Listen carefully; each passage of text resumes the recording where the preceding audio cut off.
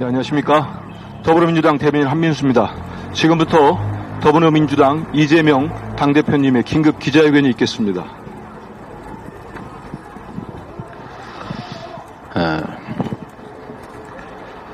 존경하는 국민 여러분, 더불어민주당 대표 이재명입니다. 그리고 우리 최은일 영등포 갑 더불어민주당 예비후보 함께하고 계십니다. 오늘은 제가 중요한 말씀을 하나 드리려고 합니다. 민주주의의 가장 기본은 우리가 모두 합의한 법과 질서를 모두가 지키는 것입니다. 누군가가 그 약속된 질서를 어겨서 부당한 이익을 얻는다면 그것은 민주국가가 아닙니다. 그래서 평등의 가치는 특히 법 앞에서 중요성을 갖습니다. 선거도 국민의 주권을 행사하는 그야말로 대한민국 민주공화정의 근간을 이루는 중요한 제도입니다. 근본적으로 공정해야 하고 이 공정성을 국가 권력을 통해서 확보해줘야 합니다. 그래서 대통령을 포함한 공무원들은 정치적 중립을 지켜야 하고 선거에서 부당한 영향을 주어서는 안 됩니다. 그런데 지금 이번 총선에서는 대통령부터 집권 여당 그리고 중립을 지켜야 될 언론들까지 일부 협잡을 해서 가짜뉴스를 유포하는 거 하면 국가 권력을 이용해서 불법 선거운동을 자행하고 있습니다. 이렇게 해가지고 공정한 선거가 되겠습니까? 3.15 부정선거와 다를 게 뭡니까? 이런 식으로 국민의 주권 의지를 왜곡해서 권력을 연장하고 권력을 확대한들 그 소수는 이기겠지만 이 나라 대한민국 헌정 질서에 얼마나 큰 해악을 끼치는 것이겠습니까? 대통령이 선거에 영향을 미치지 않도록 평소에 하던 일도 자중해야 하거늘 평소에 하지 않듯 온갖 간담회 명목으로 여기저기 다니면서 사실상 공약이나 다름없는 정책 발표를 하고 있습니다. 그 내용도 보면 무려 8,900조 원에 이르는 허무맹랑한 예산이 투입되는 약속들입니다. 과연 이 선거가 끝난 후에 그 약속을 지키겠습니까? 저는 그리고 우리 민주당은 이것이 정치 중립 의무를 위반하고 선거에 부당한 영향을 끼쳐서는 안 된다는 공직선거법을 위반하는 관권 선거 행위라고 확신합니다.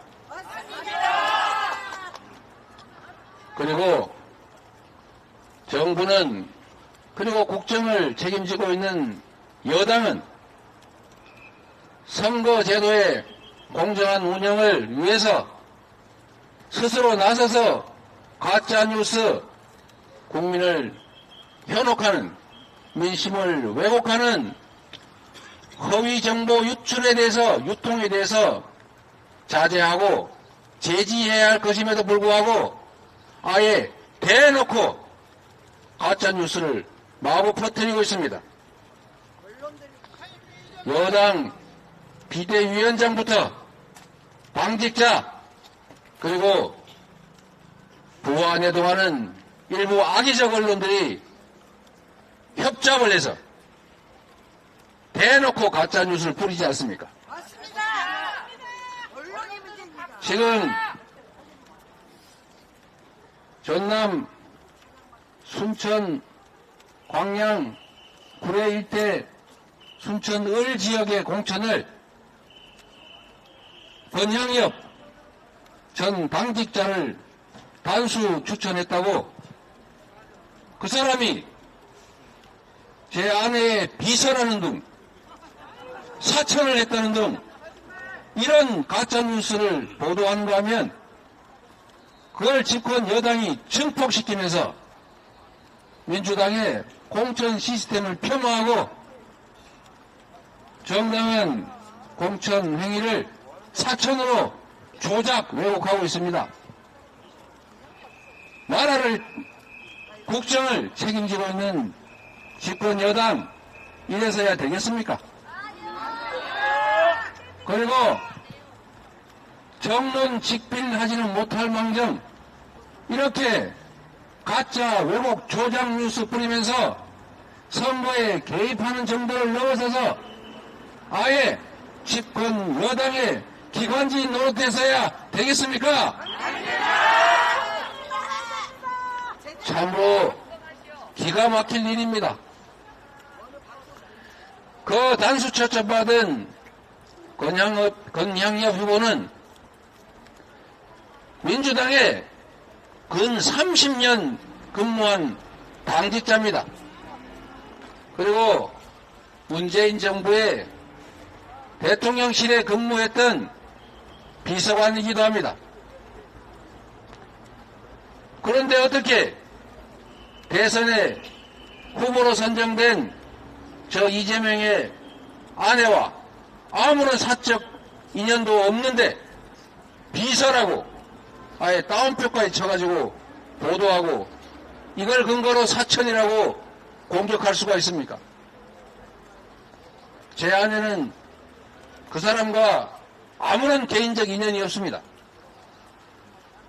대통령 민주당 후보의 아내였을 뿐이고 권향엽 후보는 민주당의 당직자 출신으로서 대통령 후보 배우자실 여러 명의 부실장 중에 한 명이었을 뿐입니다.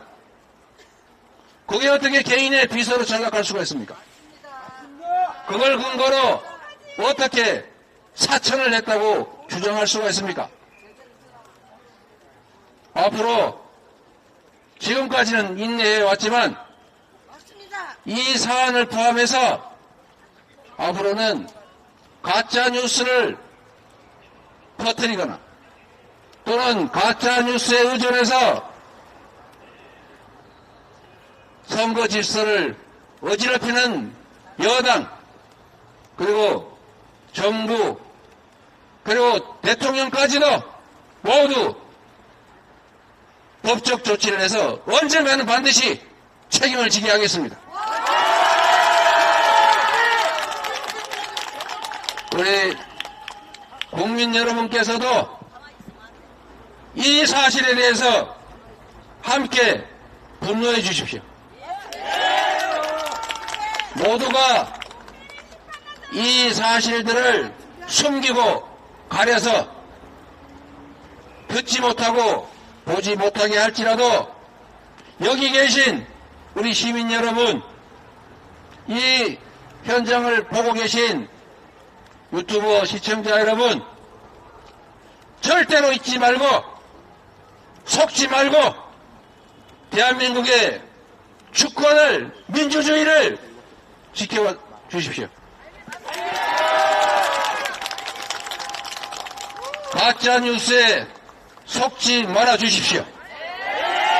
민주당의 이 정당한 투명한 공정한 공천에 대해서 왜곡되고 조작되고 허구의 정보들이 마구 넘쳐날지라도 그 속에서 진실을 꼭 가려봐 주시기 바랍니다.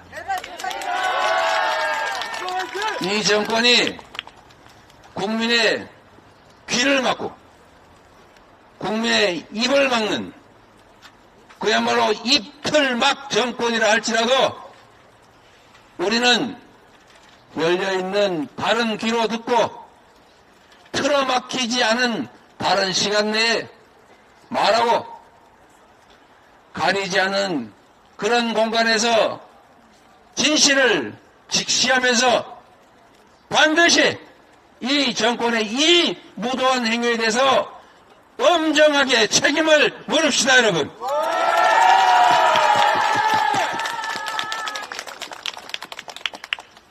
저희가 참고 또 참았습니다. 맞습니다. 온갖 가짜 뉴스로 도배를 하고 침소 봉대하고 조작 왜곡해도 우리 국민들께서 다 가려주실 것이라고 믿어왔습니다. 지금도 그렇게 믿습니다. 다만 시간이 없습니다. 진실은 늦게 드러나기도 합니다. 그러나 심판의 시간은 얼마 남지 않았습니다. 맞습니다. 그래서 여러분께 설명드리고 호소드리는 것입니다. 여러분, 한번 지켜보십시오. 여러분은 새로운 인물들이 새로운 시대에 새로운 역할을 하기를 바라지 않습니까? 그래서 혁신 공천을 원하지 않습니까? 많은 기회를 누린 소위 다선 중진들께서 이 선으로 후퇴해 주시고 그 자리를 젊고 유능한 사람이 차지해 주길 바라지 않습니까? 그래서 민주당은 이 기득권끼리 연합을 해서 저항하는 것이 분명하기 때문에 또 그것이 인간사의 섭리이고 자연적인 이치이기 때문에 이 문제를 해결하기 위해서 시스템 공천을 도입했던 것입니다. 이미 그 이전 선거에서도 적용되었던 공천 룰입니다. 누가 마음대로 함부로 장난칠 수 없게 되어 있습니다. 자세히 한번 생각하시고 되돌아봐 주십시오. 민주당의 공천 룰은 이미 1년 전에 만들어져 있었습니다. 맞습니다. 국민의힘 지금 공천 시스템 만들어 놨습니다. 그리고 당대표, 비대위원장, 원내대표 100점 만점에 15점씩 자기들 마음대로 줄 수 있게 한 게 이게 무슨 시스템입니까, 여러분? 마음대로 공천하겠다는 것 아닙니까? 그러나 민주당은 이미 1년 전에 아주 세세한 규정을 두고 그에 따라서 객관적인 3자들이 위원회를 만들어서 평가하고 선정하게 되어 있습니다. 또 그렇게 했습니다. 그 결과를 한번 보겠습니다. 선출직에 대한 평가는 이미 만들어진 세세한 평가 기준에 의해서 작년 10월, 11월, 12월에 이미 다 평가돼서 금고에 보관되어 있었습니다. 지금 와서 만든 것이 아닙니다. 맞습니다. 알고 있었습니다. 그리고 이 지역에 무슨 평가가 부당해서 탈당해가지고 뭐라고 하세요? 저 상대방 당으로 갔다는 그분, 그분이 자기 윤리 점수 빵점 맞아서 억울하다 이렇게 말씀하시지 않았습니까? 억울하겠지요. 그런데 이미 더불어민주당의 평가 시스템에는 공직자 윤리에 1000점 만점에 50점이 부여되어 있습니다. 100점 만점 기준으로 5점이 배정되어 있는데 또 그 평가 기준에 의하면 성비위, 음주운전, 채용비리 같은 이 5대 비리 행위에 대해서는 50점을 감점하게 되어 있습니다. 그런데 우리 그 후보는 여러분이 언론에서 보셨던 것처럼 채용비리가 문제가 됐기 때문에 소명을 요구했고 소명이 되지 않았다고 봤기 때문에 그래서 규정에 따라서 절대평가로 50점을 감점한 것입니다. 그래서 50점이 감점됐기 때문에 공직자 윤리 점수가 0점이 된 것입니다. 누가 일부러 0점 준 것이 아닙니다. 그런데 여당과 언론들 일부 야합해서 이게 마치 주관적인 평가를 하고 특정인을 겨냥해서 마치 부당한 평가를 한 것처럼 만들고 있지 않습니까? 김영주 의원께서 저하고 무슨 억하심정이 있습니까? 평가받은 분들 중에 저하고 아주 개인적으로 가까운 분 많이 있습니다. 그분 저한테 전화해서 내가 당신하고 무슨 척이 졌다고 이렇게 했느냐고 저한테 항의했지만 제가 그렇게 말씀드렸습니다. 형님, 나도 가슴이 찢어집니다. 그래서 결국은 컷오프 되거나 또는 불이익을 입었는데 제가 만약에 그랬다면 제가 마음대로 할 수 있었다면 왜 그랬겠습니까? 그리고 또 다른 분, 이런 분도 계셨습니다. 나를 하위 점수 줄 줄 알았는데 왜 이렇게 점수를 많이 줬냐? 이러는 분 계셨어요. 본인은 각오를 했는데 왜 이렇게 됐는지 참 고맙다 이러길래 제가 그거는 내가 한 일이 아니다. 시스템에 따라서 기준에 따라서 15명의 평가위원들이 공정하게 평가한 결과이니 나도 그 내용은 모른다. 이렇게 말씀드렸습니다. 지금 와서 만든 것이 아닙니다. 그리고 지금 사천을 했느니 무슨 측근을 공천했느니 하는데 여러분이 직접 한번 지적해 보십시오. 제 측근 중에 공천받은 사람이 누가 있습니까? 누가 단수 추천받았습니까? 경쟁자가 없어서 단수가 되었거나 워낙 비교가 안 될 정도로 차이가 많아서 어쩔 수 없이 단수한 경우가 있기는 해도 오히려 이재명의 측근이라는 이유로 가깝다는 이유로 불이익받고 컷오프 당하고 이런 사람들이 훨씬 많습니다. 제 머리에 지금 번뜩 떠오르는 사람만 해도 목포에서 저기 완도에서 광주에서 전북에서 경기도에서 서울에서 수없이 저에 대해서 도움 줬던 분들이 잘려나갔습니다. 오히려 더 엄정하게 심사해서 혹시 가까운 사람이라고 해서 혜택 주는 거 아니냐 해서 읍참마속하는 심정으로 다 용인했습니다. 공관위, 전략공관위에서 결정하는 거 제가 관여하지 않았고 제지하지 않았습니다. 맞습니다. 알고 있습니다. 증거를 하나 대보십시오. 하나라도 부당하게 측근을 공천한 게 있는지, 부당하게 측근한테 이익을 준 것이 있는지 없습니다. 구체적인 예가 없다 보니까 결국 권양여 후보의 길을 만들어낸 것 아닙니까? 그 사람이 어떻게 제 아내의 비서입니까?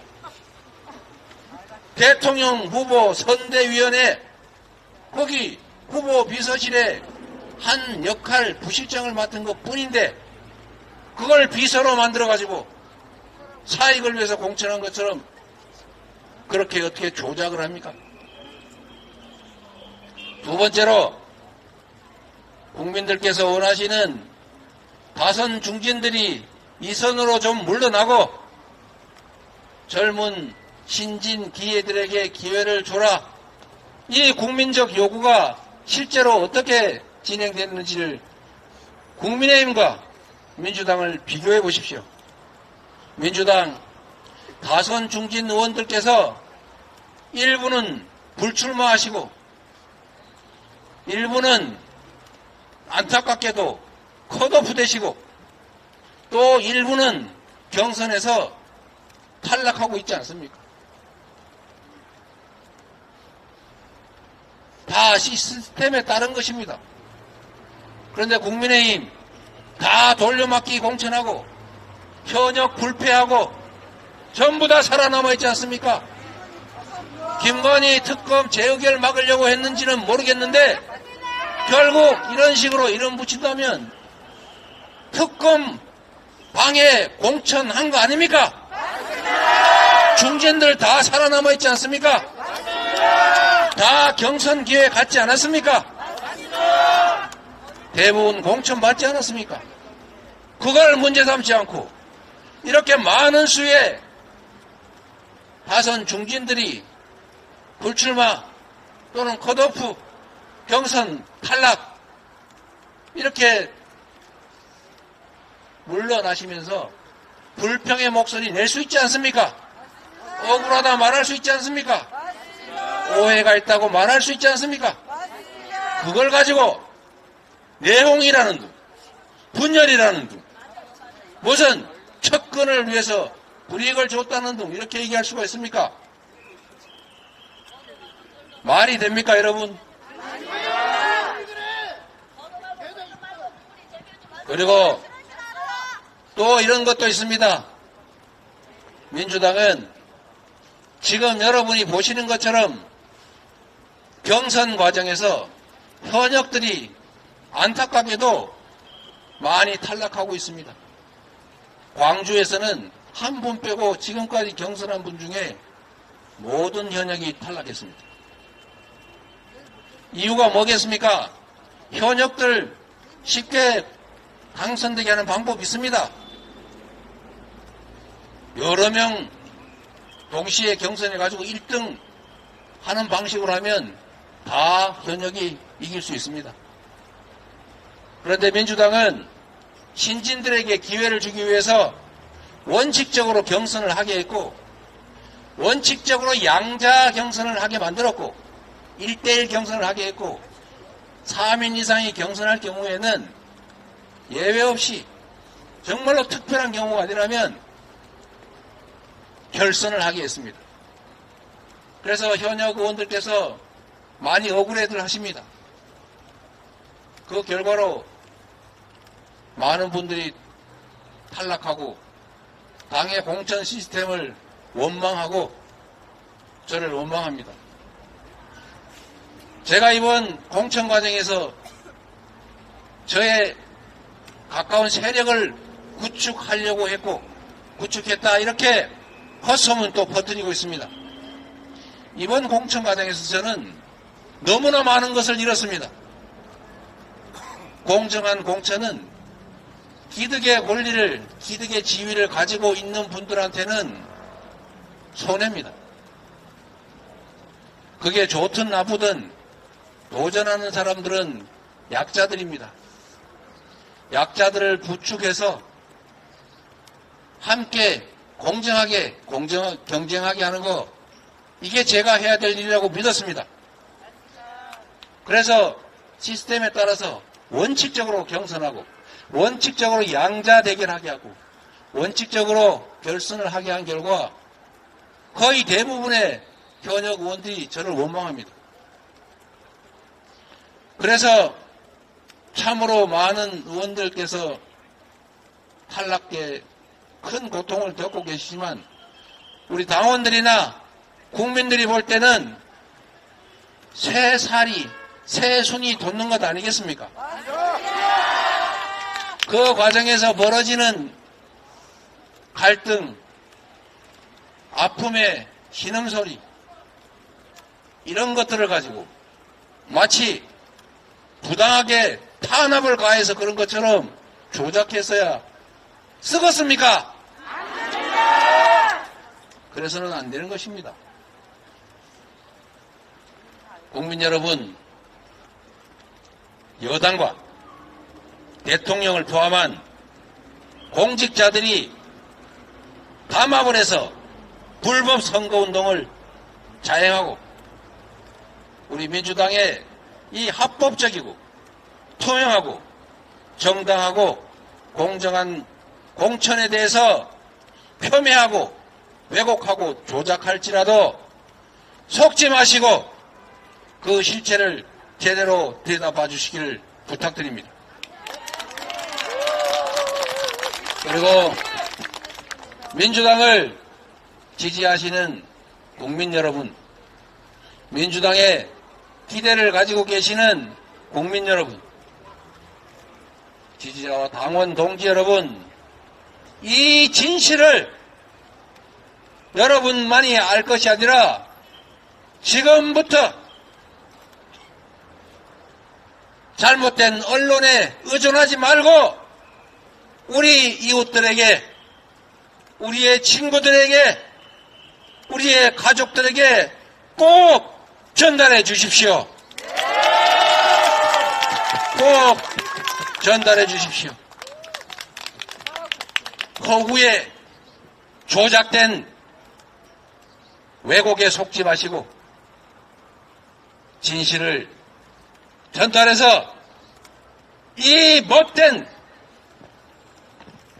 폭압정권, 윤석열 정권, 그리고 그들의 이 실정을 국민들에게 꼭 알려주십시오. 우리가 언론이다. 역시 인생입니다. 기자들은 죽었다. 나라를 망치는 제1인자들이 기자고 언론이다. 똑바로 쓰세요. 이것만 언론. 삶이 언론을 그리고 이거는 산지 2년째다. 인생 폭망했어. 국민 여러분, 이번 선거는 다른 선거와는 또 다릅니다. 이번 선거는 이 나라의 명운을 결정합니다. 단 2년도 안 된 이 짧은 시간에 국회가 입법권으로 저지를 하고 있음에도 그 알량한 행정 권력만 가지고도 이렇게 나라를 망가뜨렸습니다. 먹고 살기 어렵다는 아우성이 도처에서 들려옵니다. 수십 년 장사해도 이렇게 어려운 적이 처음이라는 말씀들이 여기저기서 나옵니다. 소득은 줄어들고 세금은 늘어나고 그런데도 정부 지원은 재정이 부족하다고 줄입니다. 재정이 부족하다면서 부자들의 세금은 초대기업들의 세금은 깎아줍니다. 이게 대체 뭐하는 짓입니까? 같이 살자는 겁니까?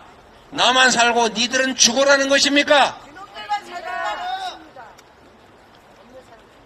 모두를 위한 공동체를 구성하라고, 더 나은 미래를 만들어 달라고, 나 좀 더 잘 살게 해달라고 권력을 맡겼더니 대부분의 사람들을 도탄에 빠뜨리고 자기를 포함한 아내, 식구, 측근, 자기들 세력만 배부르게 먹겠다고 이렇게 나라를 망치고 있지 않습니까? 맞습니다. 국민 여러분, 견딜만 하십니까? 그래서 설날 때 사과 하나 못 먹었습니다. 그래서 제가 말씀드리는 것입니다. 정치는 국민을 향해야 합니다. 가짜뉴스로 도작 왜곡하지 말아야 합니다. 맞습니다. 우리 언론인 여러분, 국민들께도 꼭 전해 주십시오.